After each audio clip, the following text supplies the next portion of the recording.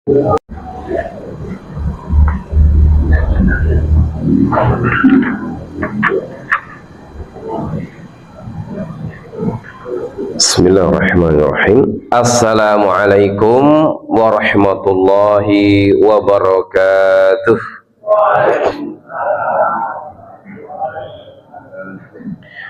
Alhamdulillahi rabbil alamin, wa bihi nasta'inu ala umuri dunya waddin, wa sallallahu ala sayyidil mursalin Muhammadin sallallahu alaihi wasallam wa ala alihi wa sahbihi ajma'in, amma ba'd. Jamaah Masjid Baitur Rahman, ini baik, Baitur Rahman, yang semoga Allah selalu memberikan kesehatan, keselamatan, dan barokahnya kepada kita semuanya. Amin. Alhamdulillah, kembali Allah memberikan kemudahan kepada kita untuk memanfaatkan nikmat sehat dan nikmat waktu longgar dalam rangka taat kepada Allah Subhanahu wa Ta'ala. Nah, dua nikmat ini banyak orang yang tidak bisa mensyukurinya. Ni'matani maghbunun fihi makatsiru minan nasi as-sihhatu wal faragh. Begitu Nabi bersabda. Dua nikmat yang manusia banyak lalai dari nikmat itu, yaitu nikmat sehat dan waktu yang longgar.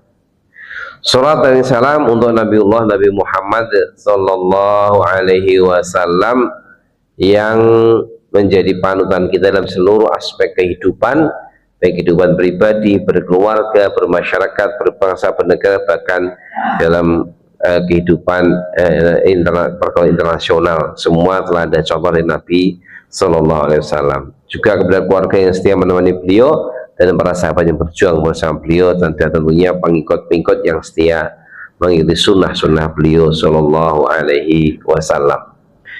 Jamaah sekalian, kita mulai dengan kajian bacaan basmalah.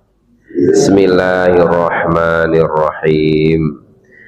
Kita masih membicarakan tentang gizi hati, ya, makanan yang bergizi untuk hati, yang kita bahas dulu tentang zikir, kemudian tilawatul Quran, kemudian istighfar, kemudian doa.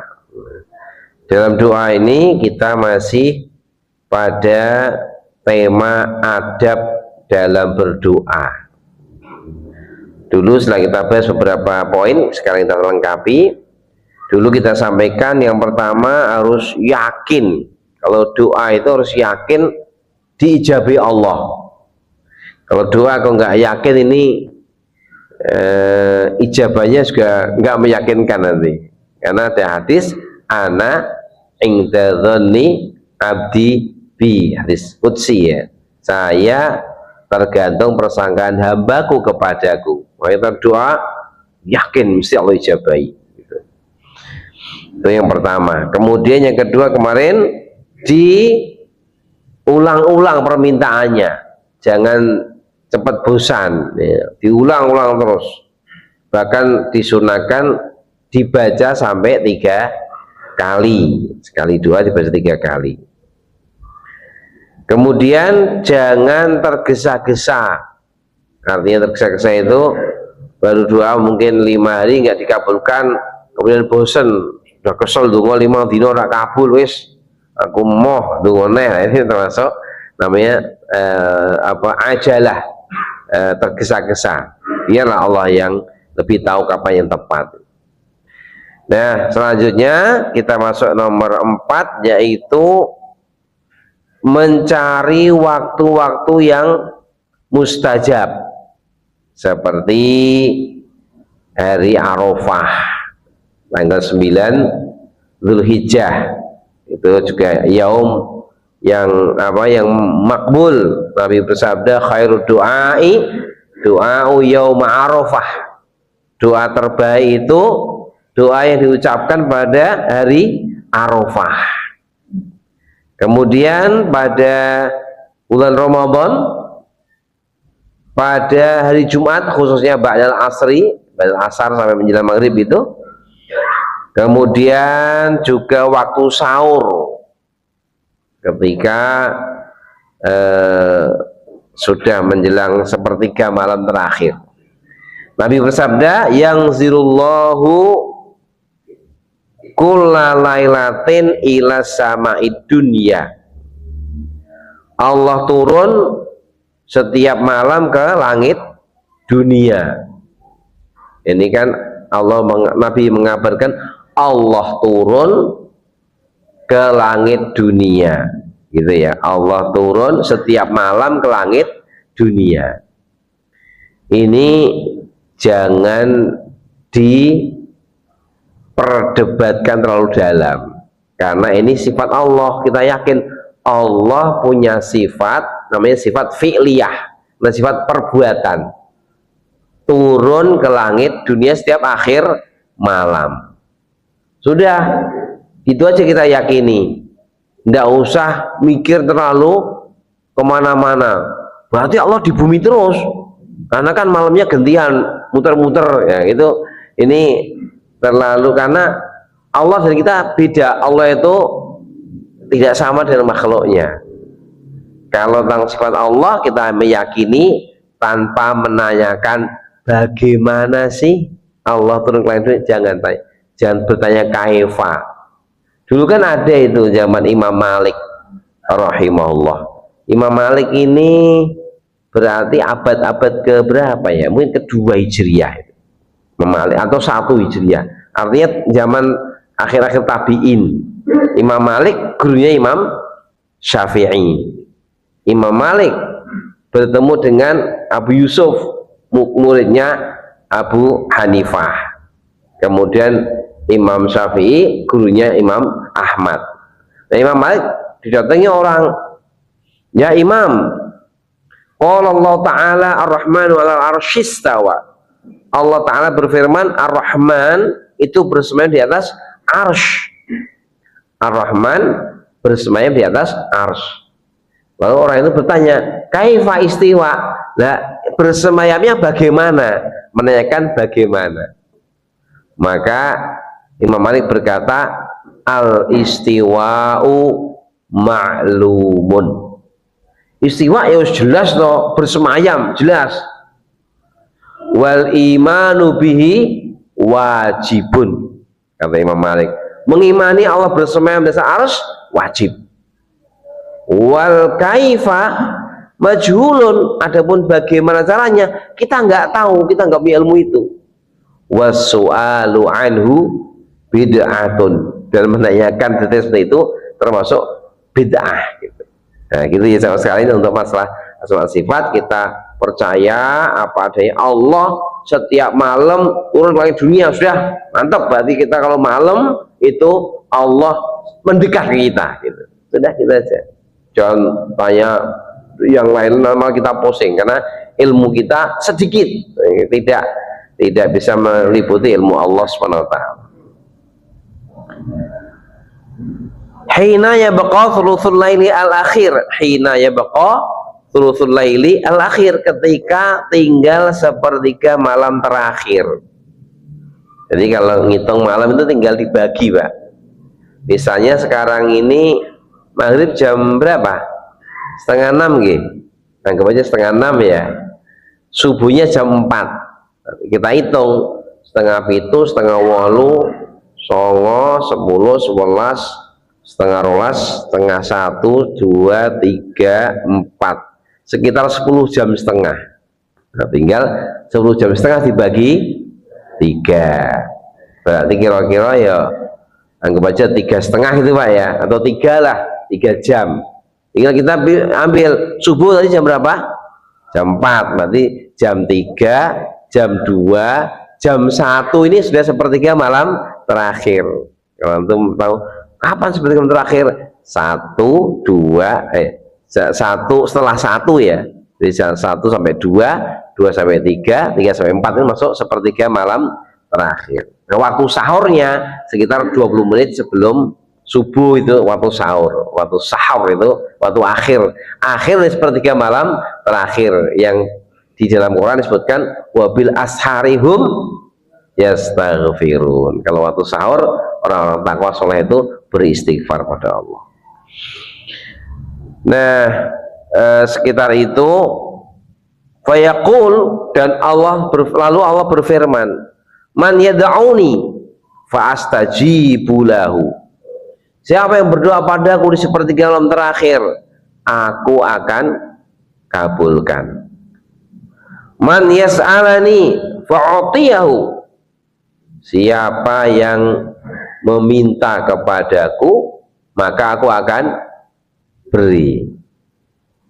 Man yastaghfiruni fa'aghfiru lahu. Siapa yang memohon ampun kepadaku, maka aku akan ampuni. Ini setiap malam sekitar jam 1 sampai jam 4 Allah menyeru kepada para hambanya. Nah, maka ini seruan ini juga kadang-kadang jarang yang berat ya Pak ya. Itu lagi ngantuk-ngantuk apalagi orang sekarang ini kan banyak yang suka lelean, ya kan, melek malam itu. Padahal memang ternyata menurut para ahli kesehatan itu jam 11 sampai jam 1 itu harus tidur kalau pengen sehat. Jam 11 jam 1 itu entah ada, saya lupa itu, dengar-dengar itu ada fisiologisnya yang harus diistirahatkan untuk dibersihkan itu. Nah sekarang banyak orang yang begadang, melek-melekan, main HP sampai jam 12, jam 1, ya nanti nggak sehat. Maka ini alhamdulillah kita, Nabi sejak dulu ngajarkan habis isya tuh tidur gitu ya. Nanti jam 1 sekitar itu sudah bisa bangun. Kalau kita jam setengah 9 tidur Pak, itu jam 1 insya Allah sudah mudah bangun. Tapi ya memang urung kelino ya, saya juga paling jam setengah 10 jam setengah 9. Tapi kalau memang nggak ada kegiatan bisa juga itu kita tidur. Saya dulu pernah itu mau mencoba di pondok, tanya anak-anak, bisa mau nggak tidur jam 09, bangun jam loro, siap tat? Nah siapnya rada setengah-setengah siap tat. Kadang-kadang bangun tidur jam 9, tangannya tapi subuh ya, repot juga gitu, nggak belajar jadinya. Jadi ini jamaah sekalian kita bisa memanfaatkan. Jadi kalau kita punya hajat, punya keinginan, punya harapan-harapan itu di antara waktu harian yang mustajab adalah sepertiga malam terakhir. Kita minta pada Allah Subhanahu wa taala. Kemudian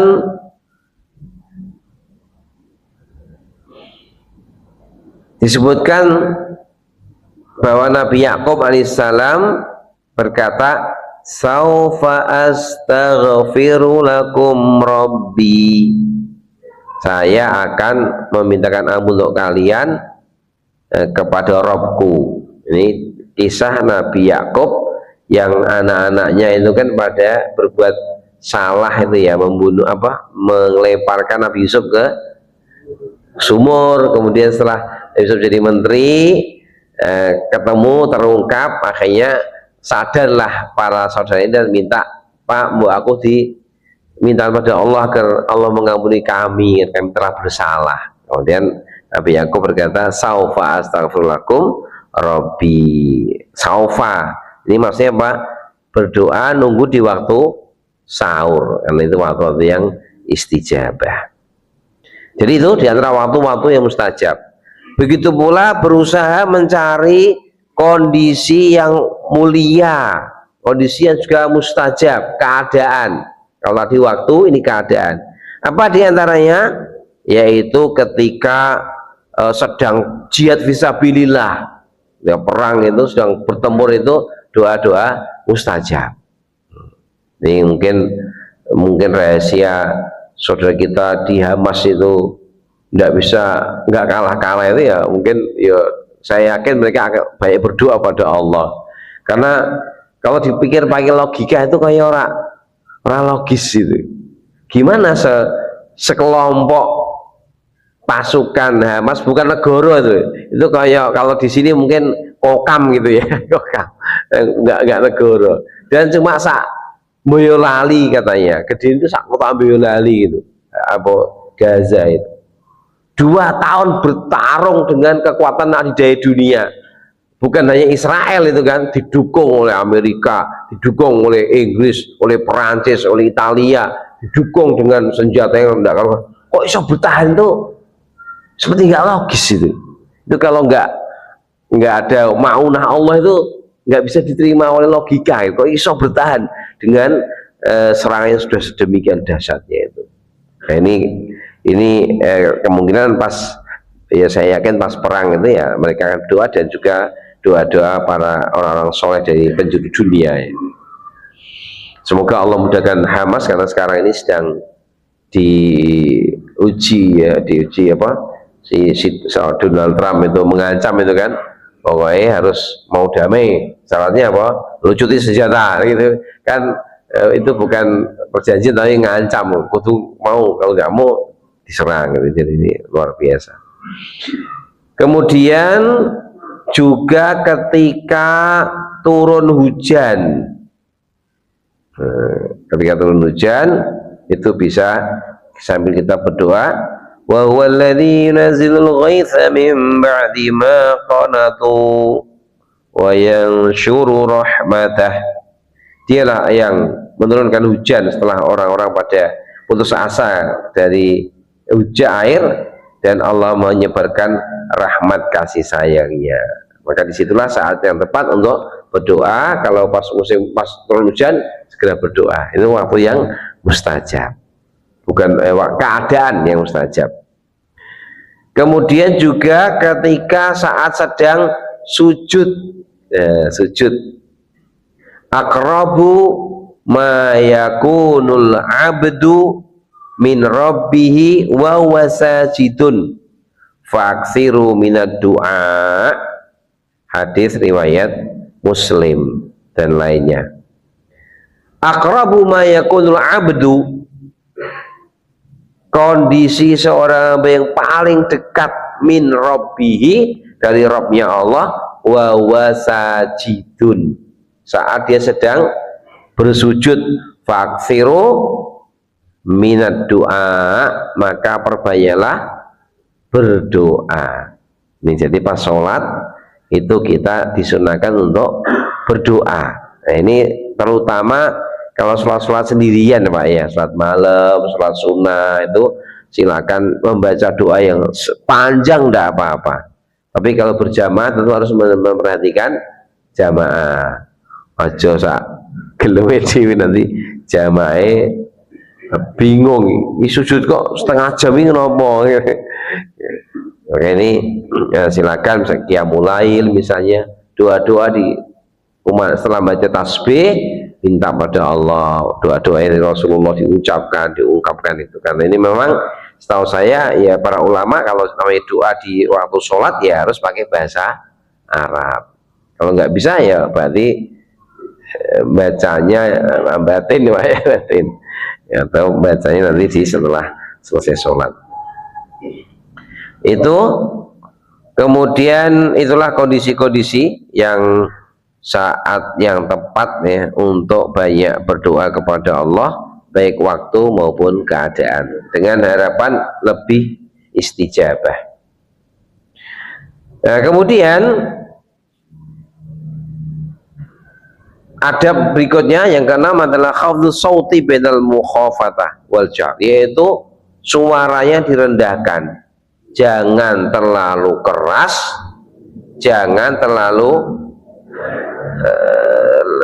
hanya umi nggak terdengar siapapun.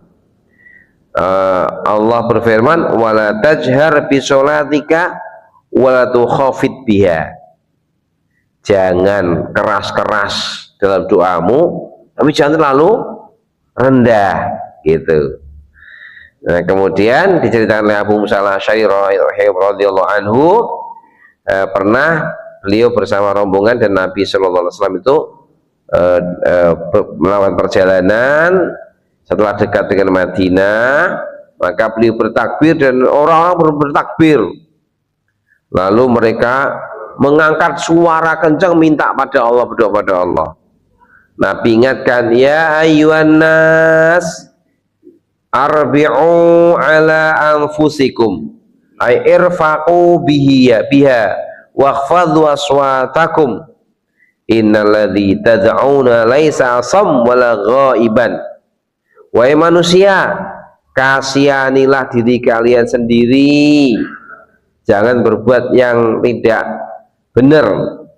Sesungguhnya yang kalian seru, yang kalian minta itu laisa asam, bukan zat yang asam. Asam ini apa ya, tidak mendengar, yang tuli. Wala ghaiban, dan juga bukan zat yang ghaib, enggak ada di sisimu. Wa ghaiban innakum tad'una sami'an basira. Sesungguhnya kalian sedang menyeru, berdoa kepada zat yang sami'a, maha mendengar, basira, maha melihat. Nah, maka di sini kita tidak perlu dalam berdoa itu doa yang terlalu dengan suara yang keras ya, kecuali mungkin kalau mimpin doa upacara kan mau nggak mau keras ya, karena pakai speaker ya. Tapi kalau artinya dengan suara yang menghamba, yang menghormat, tawaduk, yang nampak tawaduknya gitu, maka sebelum ayat ud'u rabbakum tadarru'an wa khufyah, serulah Rabbmu dengan tadarru', dengan merendah, wa khufyah, dan juga dengan suara yang pelan. Jadi kalau berdoa ini seperti itu. Nah, ini memang kadang-kadang sebagian kaum muslimin belum memperhatikan adab ini. Ya, terutama saya sering mendengar ketika bulan Ramadan. Dengan sholat itu biasanya coba dolin, kemudian maunya amin gitu. Nah, lihat ini Pak ya, ada ya.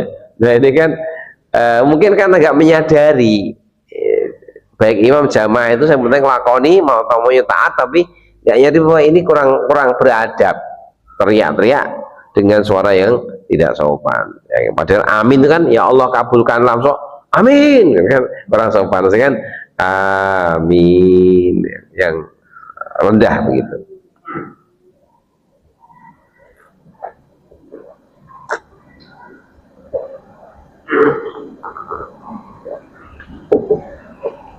Adab yang ketujuh, ayat doa bihamdillah ta'ala.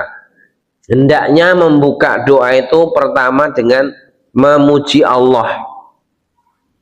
Wa fana'ali bisma'i wa sifatihah, juga menyebutkan nama, asma dan sifat Allah sebagai sarana wasilah ya. Alhamdulillahirabbil alamin. Paling enggak itu hamdan katsiran thayyiban barafi boleh. Alhamdulillahirabbil alamin. Hamdan yuafi ni'amu yukafi mazida ya rabbana lakal hamdu kama yanbaghi li jalali wajhika wa 'azimi sultanik boleh. Semoga yang penting memuji Allah. Kalau nanti juga bisa ditambah dengan berdoa memakai asma dan sifat Allah. Kemudian bersolawat Nabi. Ini solawat Nabi ini juga menjadi adab berikutnya ya. Jadi harus doa itu dimulai dengan pujian pada Allah dan solawat Nabi. Disebutkan dalam hadis bahwa Nabi mendengar seseorang berdoa dalam sholatnya, lam yumajidillah walam yusolli ala nabi. Orang itu sholatnya langsung tidak memuji Allah, tidak sholat Nabi, langsung minta. Waqal ajjala hadha. Nabi bersabda, orang ini tergesa-gesa, maka dipanggillah orang itu, dan orang lain dipanggil. Terus beliau bersabda, jika kalian sholat atau berdoa, jika kalian doa, mulailah dengan memuji Allah, memuji kepada Allah, kemudian bersalawat kepada Nabi, baru berdoa sesuai dengan kehendaknya, kemauannya. Hadis riwayat Tirmidzi dan yang lainnya hasan sahih. Jadi itu adab yang harus dipatuhi, yaitu memuji Allah dan sholawat Nabi. Kemudian yang juga perlu diperhatikan, harus menjaga makanan supaya yang dimakan adalah yang halal. Ini juga syarat kalau mau doanya makbul, ya harus makanannya halal. Nabi bersabda, innallaha ta'ala thayyibun la yaqbalu illa thayyibah. Sesungguhnya Allah Ta'ala itu thayyib. Apa thayyib? Maha baik. La yaqbalu illa thayyibah. Allah tidak terima kecuali yang baik. Jadi seperti yang dulu dikerjakan oleh kalau dulu cerita ya, tapi ceritanya kayaknya nggak bener itu Pak. Sunan Kalijogo katanya ngerampok terus diberikan orang, itu kan nggak bener. Tapi saya yakin nggak gitu, itu cerita-cerita tambahan. Kalau Sunan Kalijogo itu kan sebelum jadi sunan sudah ngaji ke Sunan Ampel, Raden Rahmat, kemudian berangkat ke mana? Kalijaga. Kalijogo itu bukan Jogo Kali, tapi apa? Ada daerah di Jawa Barat namanya Kalijaga. Akhirnya harus disebut Sunan Kalijogo, karena orang Jawa ya aneh ganti bukan Sunan Jogo Kali, Sunan Kalijogo. Gitu. Ya, jadi makanannya harus diperhatikan betul. Ini juga butuh keyakinan. Orang itu kalau yakin, insya Allah ya. Saya teringat, saya dulu punya teman itu, dia kerja sudah jadi auditor apa bank gitu Pak. Jadi di bank tapi sudah levelnya auditor. Jadi dia keliling kemana sebagai auditing. Terus ngaji, tanya sama para ustadz tuh, gimana saya di bank konvensional ini halal apa haram? Nah, ustadznya jabe nggak boleh, haram, harus cari yang lain. Bingung ini kawan saya ini. Akhirnya waktu itu saya masih muda kan, saya masih kuliah itu, ngomong, Kosti, coba carikan ulama yang membolehkan bunga bank. Nah, dia pengennya tetap bekerja. Saya tanya, nggak ada yang masuk KB podo gini. Akhirnya dia luar biasa nekat itu Pak, keluar. Orang tuanya ya ngomong sekolah kayak banyak besar-besar, tinggi-tinggi jadi pejabat tinggi malah metu gitu, nekat. Ya lontang-lantung selama mungkin sepekan tuh lontang-lantung nganggur, tapi ke masjid. Saya harus beberapa bulan kemudian datang itu sudah sibuk, punya apotek. Ya, apoteknya bukan di Boyolali, di Jakarta Pusat, jadi ramai gitu maksud saya. Berapa lama kemudian datang lagi, loh sudah 2 apoteknya. Jadi jatah sugih tetap ada jalannya gitu loh. Cuma tinggal kita mau cari yang halal atau cari yang haram gitu. Tidak usah terlalu pusing hidup ini. Yang penting boleh sing halal, insya Allah ada jalannya. Cari rezeki itu kan sebenarnya kan simpel. Yang pertama jaga takwa, yang kedua cari jangan cara yang baik. Udah. Aku nyari kok uangnya lah, kowe wis takwa apa urung, gitu kan. Takwamu bener apa sih parah? Oh ya kurang, tingkatkan takwanya. Nanti biar rezekinya Allah mudahkan juga gitu. Ya, jadi itu kemudian wa innallaha ta'ala amaral mu'minina bima amara bil mursalin. Dan sesungguhnya Allah Ta'ala memerintahkan orang beriman sebagaimana Allah perintahkan kepada para nabi. Faqala ta'ala, Allah berfirman, ya ayyuhar rusul kulu minat thayyibati wa'malu sholihah. Wahai para rasul, makanlah dari yang baik-baik dan beramallah yang soleh. Nah ini jamaah sekalian, ayatnya jelas kita diperintah untuk makan yang thayyib, halalan thayyibah, Rasul dan juga kita gitu. Nah dalam keseharian ini juga harus hati-hati, karena tidak hanya bank, kadang-kadang juga perdagangan juga bisa haram dengan rombak timbangan. Penjual bensin juga bisa haram ketika dia mengurangi takaran. Pegawai juga bisa haram ketika dia korupsi, atau bahkan itu apa namanya, marab ya, toko besi 10 juta tapi kayak cek kosong terus 10 juta atau 12 juta misalnya. Atau mungkin mukili itu gimana, misalnya dia di kantor butuh komputer, dia ditugaskan kantor untuk beli komputer. Nah, dia ngomong ini harganya mas 2 yuto misalnya, ya udah saya beli, dia beli pribadi 2 yuto harus didol di kantor 3,5 yuto. Dia padahal dia pegawai yang disuruh nyari. Ini juga itu kan kadang-kadang nggak kerasa, itu juga haram. Atau apa namanya itu, apa namanya Pak, kalau yang dikasih itu apa namanya, apa ya, gratifikasi itu nggak boleh. Ya, makanya di pondok ini biasanya yang dapat itu bagian dapur itu, lo dapat apa tips dari ini bagian sarpra, ya kita omongkan, maka semua ustadz kalau dapat uang mesti lapor ke saya sebagai pimpinan. Ini kan ada uang, nanti kebijakan di mudir pimpinan. Kalau saya bilang sini untuk pondok, ya mereka nggak boleh kecewa. Bukan saya nggak dikasih, nggak boleh gitu, karena memang aslinya mereka hanya petugas, bukan dapat itu.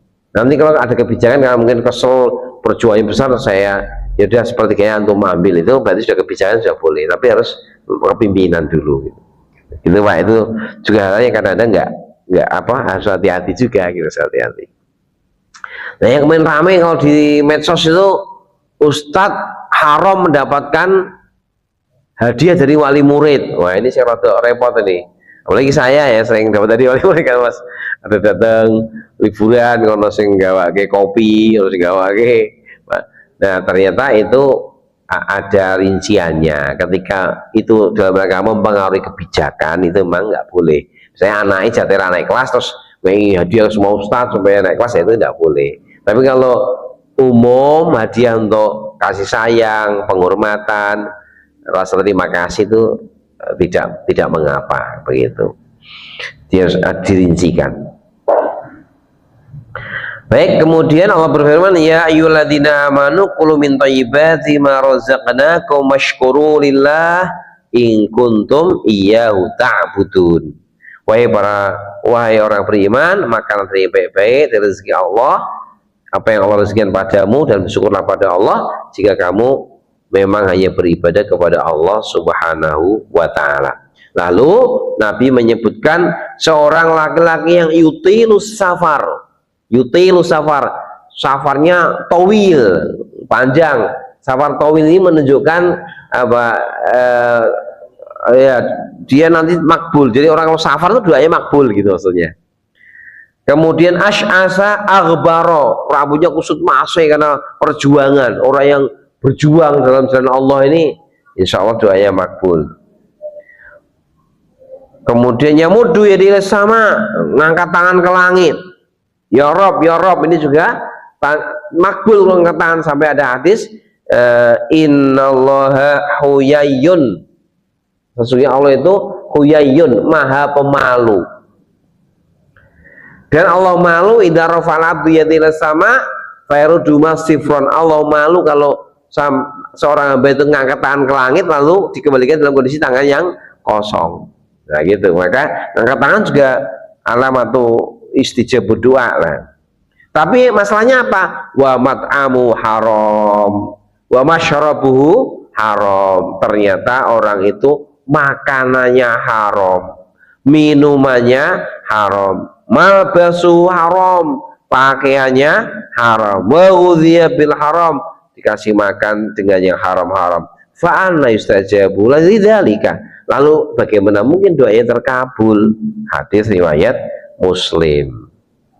Jadi ternyata untuk makbul doa itu diantaranya harus memperbaiki makanan yang masuk ke perut. Kalau haram-haram ya jangan mengharapkan dikabulkan Allah doanya. Kalau terkabul ya ngepasi Allah, tapi aslinya itu tidak menjadi wasilah, bahkan menjadi penghalang dari istijabatu doa. Maka jamaah sekalian, yang penting barokah harta itu, kalau bisa banyak ya alhamdulillah, kalau enggak yang penting halalan thayyibah.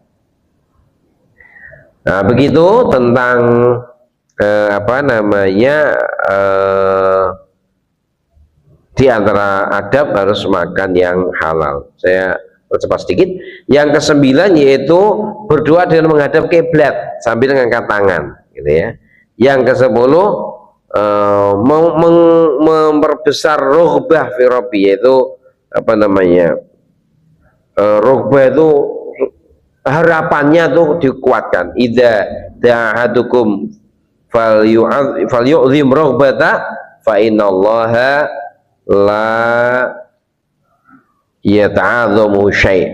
Kalau kamu berdoa, perbesarlah harapanmu. Allah itu tidak ada yang melebihinya keagungannya. Jadi harus mantap, yakin Allah mengabulkan, Allah Maha Kuasa. Jadi hatinya mantep-mantep. Nah, terakhir yaitu adab batin. Adab batin ini tadi ya, yaitu ada apa, taubat, kemudian mengembalikan atau bila berbuat kezaliman harus segera diselesaikan. Hati yang menghadap kepada Allah ini asal istijabah dengan Allah, insya Allah doanya terkabulkan. Jadi memang ini orang-orang yang mendekat kepada Allah, insya Allah Allah mudahkan kabul doa. Wa idza sa'alaka ibadi anni fa inni qarib. Jika hambaku bertanya kepadaku, aku itu dekat. Ujibu da'watad da'i idza da'an. Aku membalas doa jika dia berdoa. Fal yastajibuli. Maka mereka beristijabah kepadaku, memenuhi perintah-perintahku, taat kepadaku, gitu. Nanti Allah akan kabulkan doa-doa itu. Maka ya, orang yang banyak mendekat kepada Allah, insya Allah doanya makbul. Maka juga dibolehkan kalau jenengan tuh istilahnya apa, ngebon, doanya ngebon ya. Artinya ngebon tuh jangan punya keinginan hajah, kemudian mungkin belum makbul, antum cari orang soleh yang kelihatannya dekat dengan Allah, orangnya tulus, orangnya ibadah, minta doanya, itu juga boleh. Itu termasuk tawasul yang dibolehkan selama orang itu masih hidup, gitu ya, masih hidup, gitu. Itu juga bagian dari upaya doa-doa kita mustajab. Mungkin itu jamaah sekalian beberapa adab dalam berdoa. Semoga Allah memberikan kita ilham untuk terus semangat berdoa, karena ini termasuk inti. Jadi begini, hidup itu kan yang kuasa itu hanya Allah. La haula wala quwata illa billah. Apapun itu Allah. Maka kita harus meminta pada Allah. Apalagi Allah suka kalau kita meminta. Baru kemudian kita iringi dengan menguatkan usaha. Gitu ya. Pengen apa? Ya begitu, minta ya, karena kita tahu Allah, sehingga nanti kalau berhasil kita sadar ini karunia Allah padaku, bukan karena kehebatanku, gitu. Kalau gagal kita sadar ini memang belum jatah yang Allah berikan kepadaku. Jadi uripnya tenang, gitu. Doa dan usaha. Baik jamaah sekalian, saya pikir itu untuk kesempatan malam ini. Semoga Allah memberikan kemudian bagi kita yang untuk menjadi ahlu doa. Sedikit nambah informasi sebelum tutup. Darus Syahadah ini sudah membuka PSB, Pak. Nek jangan duwe putu, anak, adik, monggo nek tertarik ke Darus Syahadah. Jadi ada SMP-nya itu dua jurusan tahfidz yang ngajar ustaz bersanad dari sanad Mesir, sanad Madinah, sanad Yaman. Kemudian ada yang bahasa Arab yang ngajar, Nek Putri langsung syekh dari Sudan yang ngajar nanti, tapi sudah tinggal di Simo. Dan Nek Putra nanti ngajar dari Ma'had Ar-Royah, ya, insya Allah nanti. Ar-Royah itu Ma'had Ali yang di sana hariannya bahasa Arab terus. Biasanya kalau sudah lulus tuh sampai bahasa Indonesia lupa, karena dengan wajib bahasa Arab, ya. Nanti akan ngajar supaya anak-anak kita di kelas SMP nanti sudah bisa bahasa Arab yang lancar. Kalau nanti memungkinkan juga akan tahu bahasa Inggris. Kemudian SLTA kita punya 4 jurusan, jurusan tarbiyah dakwah, jurusan mulazamah, jurusan tahfidz, jurusan sains. Yang Mahatali pasca SLTA ada yang untuk dari SMA umum, Mbak. Kalau daripada kuliah di luar mungkin ini juga bisa S1, tapi di pondok 2 tahun dididik agamanya, akidah, akhlak, fikih, bahasa Arab 2 tahun sambil kuliah S1. Ada linknya kita, nanti mau S1 yang penting agama ya, PAI apa itu, jadi itu bisa. Putra putri bisa, nanti yang punya keluarga SLTA atau ada yang pensiun pengen melebut gitu nopo-nopo. Karena ini ada dari Purwodadi itu usianya sudah 63 tahun masuk, Pak. Saya tolak itu, saya nggak tegil gitu loh, Mas. Saya wah channel tua dewi, tapi saya biasa nggak apa. Ya wis Pak, nek ngono jenengan sekolah mawon, mondoke ora usah lah ngekos teng luar ben ora. Ya cah cilik-cilik kan nong mboten kula pengen mondok, ya wis mondok. Nah itu kalau di pondok kan makan tuh antri, Pak. Itu anak-anak muda itu alhamdulillah ada sopan-sopan, Mbah kula golek kula antreke mawon, nggak mau ya melu antri gitu, Masya Allah, luar biasa. Jadi untuk SMA ini 2 tahun ini bisa di lulusan SMA dan ke atas, ada yang S1. Nah kemudian juga yang dari pondok-pondok pesantren ada yang Mahatali 3 tahun untuk jurusan pendidikan guru, ini yang level-level high class ya, tapi juga nanti dapat ijazah resmi dan kerjasama dengan Umkla. Ini sedikit informasi. Nah, siapa tahu ada yang butuh, kami juga sudah bawakan brosurnya, saya titipkan Ustaz siapa, Mas Aris ya, insya Allah. Demikian, jazakallahu khairan. Kita akhiri pertemuan kita dengan doa kafaratul majlis. Subhanakallahumma bihamdika asyhadu an la ilaha illa anta astaghfiruka wa atubu ilaik. Alhamdulillahirabbil alamin. Assalamualaikum warahmatullahi wabarakatuh.